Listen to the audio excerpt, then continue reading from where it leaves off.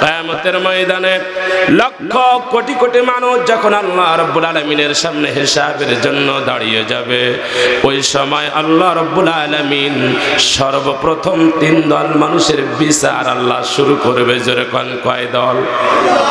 1 number নেতা, 2 number কর্মী, আর 3 number সমর্থক। পৃথিবীতে দল চালাইতে গেলে কয় শ্রেণীর মানুষ লাগে? নেতা লাগে, কর্মী লাগে, আর কি লাগে?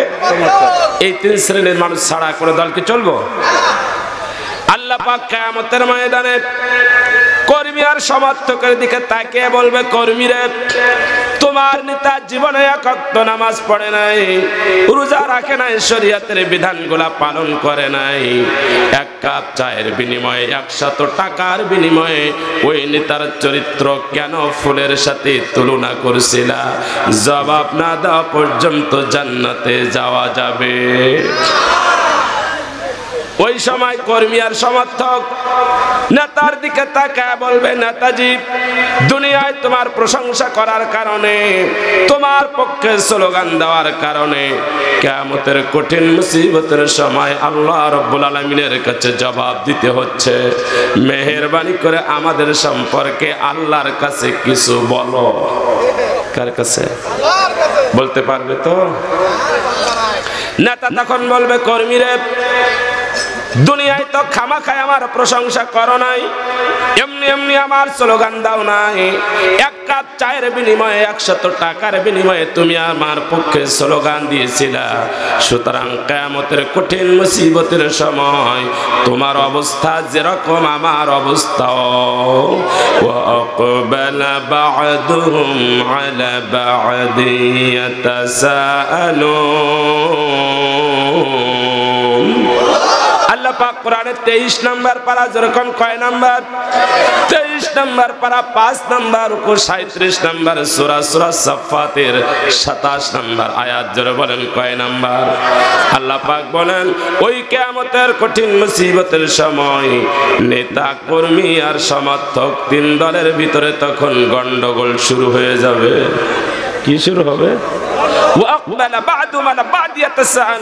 ওরা যেন একে অপরের সাথে ঝগড়া শুরু করবে। কি করবে?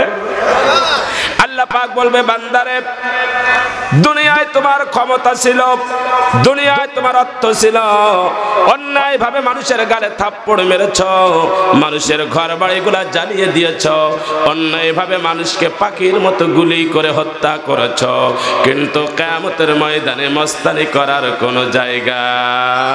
ফাহদুহুম ইলা সিরাতিল জাহিম।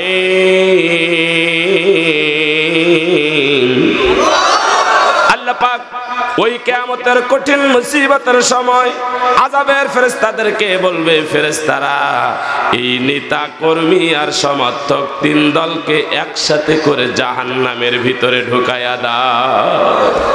কিসের ভিতরে?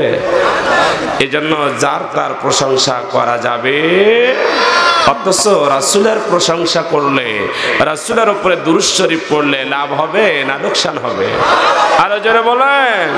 আন ইবনে মাসউদ রাদিয়াল্লাহু তাআলা আনহু قال النبي صلى الله عليه وسلم اول الناس بيوم القيامه اكثرهم على الصلاه او كما قال النبي صلى الله عليه وسلم। আল্লাহর নবী বলেন, কিয়ামতের ময়দানে কঠিন মুসিবতের সময়, যেদিন সূর্যের 12টা মুখ উদয় হবে, সমস্ত জমিনগুলি যখন তামার ন্যায় হয়ে যাবে, গুনাহগারদের মগজগুলো যখন নাক কান বেয়ে বেয়ে পড়তে থাকবে, হাসরের ময়দানের লক্ষ কোটি কোটি মানুষ যখন পানি দাও রে পানি দাও বলে চিৎকার করবে, ওই কঠিন মুসিবতের সময় ওই উম্মত সর্বপ্রথম আমার শাফাআত পেয়ে যাবে, যে উম্মত দুনিয়ার বুকে আমি নবী আমার উপরে বেশি বেশি দুরূদ শরীফ পড়েছে। রাসূলের শাফাআতের প্রয়োজন আছে না নাই? আরো জোরে বলেন। কার কার আছে হাত উঁচু করে দেখান। লিল্লাহি তাকবীর, লিল্লাহি তাকবীর।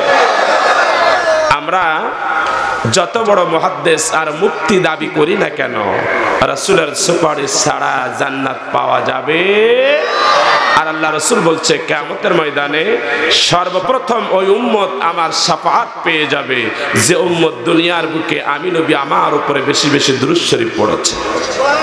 এ কারণে আল্লাহ রাসূল বলতেন যে ফাকতুর আলাইয়া বিনাস সালাত ফা ইন্নাস সালাতিকুম মা'রুদাতুন আলাইয়া।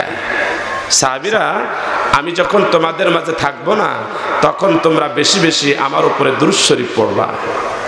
সাহাবায়ে কেরাম বলছে ওয়া কাইফা তু'রাদু সালাতুনা ইয়া রাসূলুল্লাহ ওয়া ক্বাদ আরামতা ইয়াকুল ক্বাদ বালিয়াত। হুজুর, আপনি যখন আমাদের মাঝে থাকবেন না, আপনি তো মাটির ভিতরে চলে যাবেন, তো আপনি আমাদের দুরূদ আর সালামগুলো শুনবেন কি করে? আল্লাহর নবী বলেন, সাহাবারা, ইন্নাল্লাহা ক্বাদ হাররামা আলাল আরদি আন তাকুলা আজসাদুল আনবিয়া আলাইহিমুস সালাতুস সালাম। আল্লাহ রাব্বুল আলামিন এই দুনিয়ার বুকে যত নবী এবং রাসূল পাঠিয়েছে, আল্লাহ পাক মাটিকে হারাম করে দিয়েছেন নবীদের পশম পর্যন্ত স্পর্শ করা। সুতরাং আমার উম্মতেরা আমাকে মহব্বত করে, আমাকে ভালোবেসে যখন দুরূদ শরীফ পড়বে, কণ্ঠ থেকে দুরূদের শব্দ উচ্চারিত হওয়ার সাথে সাথে আল্লাহ রহমতের ফেরেশতারা আমি নবী আমার রওজা মুবারকে পৌঁছায়া দেবে।